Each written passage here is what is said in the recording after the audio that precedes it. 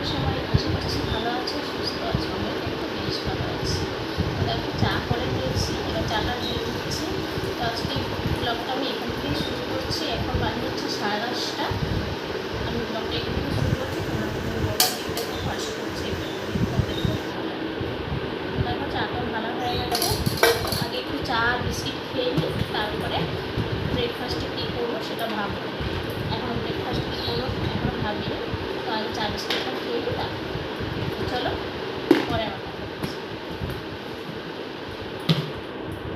তো দেখো চা খেতে খেতে তোমাদের দাদা কচুরি আর আলুর দম কিনে এনেছে। এই যে আলুর দমটা বাটিতে নিয়ে নিয়েছি, আর এই যে কচুরি প্লেটে এবার নিয়ে নিচ্ছি। তো টিফিন করতাম, কিন্তু তোমাদের দাদা ফোন করে বললো যে করতে হবে না, আমি নিয়ে আসছি।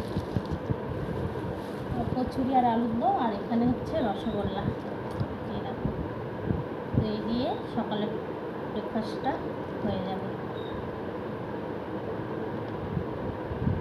টিফিন তো খাওয়া হয়ে গেছে, এবারে রান্না করব দেখে তো রান্নাঘরে বসে আছি। আর দেখো সবজি ছড়াছড়ি হয়ে আছে, সবজিগুলো এবার ভালো করে গুছিয়ে নেব। এখানে অনেক রকমের সবজি এনেছে আজকে, তো এই সবজিগুলো গুছিয়ে নিয়ে তারপরে ভেবে নেব যে কী রান্না করব। এখানে দেখো লাউ নিয়ে এসছে একটা গোটা, চিচিঙ্গে নিয়ে এসছে, ঝিঙে নিয়ে এসছে, পটল নিয়ে এসছে, পটল, এই যে ঝিঙে, এই যে সব টাটকা টাটকা সবজি। কিন্তু ফ্রিজে রাখবো, কদিন থাকবে জানি না, যা গরম পড়েছে সব শুকিয়ে যাবে। অল্প করে সবজি আনতে বলেছি, এক গাদা সবজি নিয়ে এসছে। সবজি গোছানো হয়ে গেছে, আর শুধু ডাঁটাটা বাকি ছিল। তো ডাঁটাটা একটু ভেজা গামছা করে একটু জড়িয়ে রাখবো, তাহলে ঠিকঠাক থাকবে। নাহলে যা গরম পড়েছে ডাঁটাগুলো এমনিতেই শুকিয়ে যাবে। ভেজা গামছাতে করে রাখলে জড়িয়ে, তাহলে 3 দিন 4 দিন ঠিক থাকবে। এইভাবে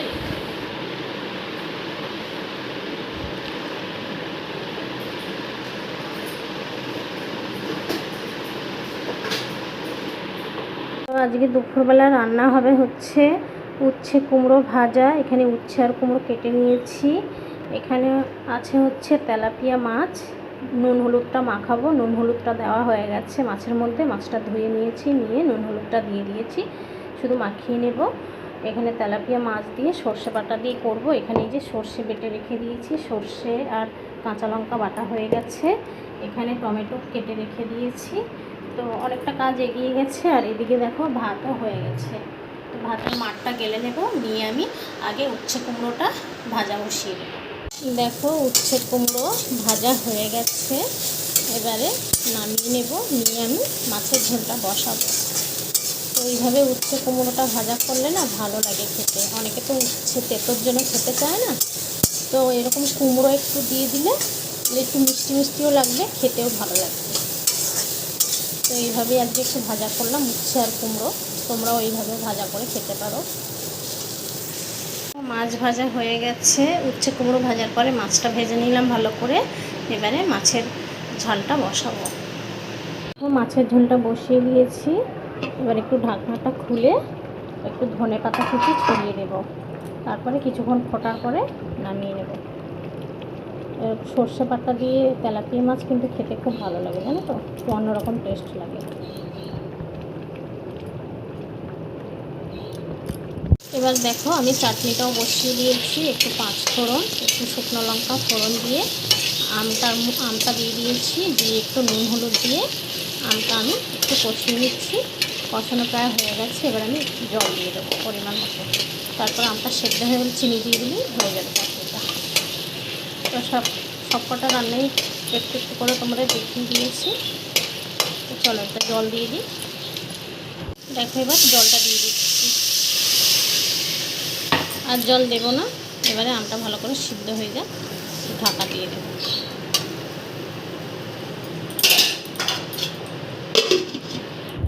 দেখো স্নান করে চলে এসেছি, স্নান করে পুজো দিয়ে এবার খেতে বসে পড়েছি। আর ভাত টাত সব বেড়ে নিয়েছি একসঙ্গে।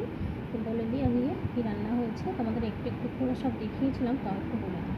তো এখানে আছে দেখো সাদা ভাত, এখানে আছে হচ্ছে উচ্ছে কুমড়ো ভাজা, এখানে আছে হচ্ছে সর্ষে দিয়ে তেলাপিয়া মাছ, আর এখানে আছে কাঁচা আমের চাটনি। তো দুপুরের মেনু এটাই হয়েছে আমাদের। তো চলো খাওয়া দাওয়া করে নিই, পরে আবার তোমাদের সঙ্গে কথা বলবো। আজকে দুপুরের লাঞ্চ থালিতে আছে হচ্ছে সাদা ভাত, উচ্ছে কুমড়ো ভাজা, সর্ষে দিয়ে তেলাপিয়া মাছ আর কাঁচা আমের চাটনি। গুড ইভিনিং এভরিওয়ান, এখন বাজে হচ্ছে 8:30 আর এখন 1 কাপ চা নিয়ে বসে পড়েছি। এই দেখো 1 কাপ চা আছে হাতে, তো চা খাচ্ছি। আর চাটা খেয়ে নিয়ে একটু টিভি ক্যাবিনেটটা পরিষ্কার করব, ধুলোগুলো আর সোফাগুলো একটু নোংরা হয়েছে, ধুলো পড়েছে, ওইগুলো একটু পরিষ্কার করবো। দিনের বেলায় করলে ভালো হতো, কিন্তু আমার ড্রয়িং রুমে এতটাই রোদ পড়ে, মানে রোদের তাপ আসে ঘরে, গরমে করতে পারিনি। তো এখন চাটা খেয়ে নিয়ে সন্ধেবেলাতেই এইগুলো করবো। তো চলো চা খেয়ে নিই, চা খেয়ে নিয়ে তারপর এগুলো করছি। চা খাওয়া হয়ে গেছে, এবারে আমি এগুলো মুছতে বসেছি। আর দেখো কত ধুলো হয়েছে আর কেমন অগোছালো হয়ে আছে, সব ধুলো পরে পুরো সাদা হয়ে গেছে। আর গরমের জন্য না কিছু করতেও ইচ্ছা করছে না, কিন্তু না করলে দেখতেও বাজে লাগবে। সেই জন্য সন্ধ্যেবেলায় ভাবলাম যে করে নিই। সন্ধ্যাবেলাটা তবুও গরমটা একটু কম লাগে।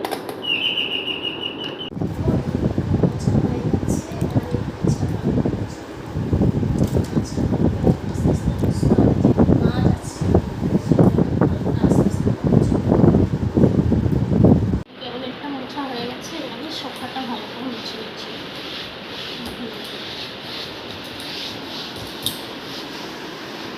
সোফাটা মুছলে মোছা কমপ্লিট হয়ে যাবে আমার।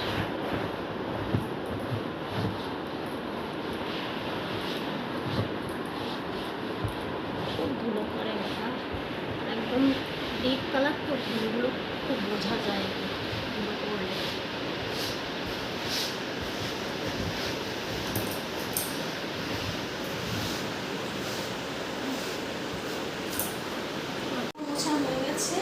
এবারে এই টেবিলটা মুছে করছি, টেবিলটাও ধুলো পড়েছে। কতদিন একটুখানি মানে 2 দিন 3 দিন দিলেই ধুলো পড়ে যায়। আর এটা মার্বেলের তো আলো, তো বেশি বোঝা যাচ্ছে ধুলো।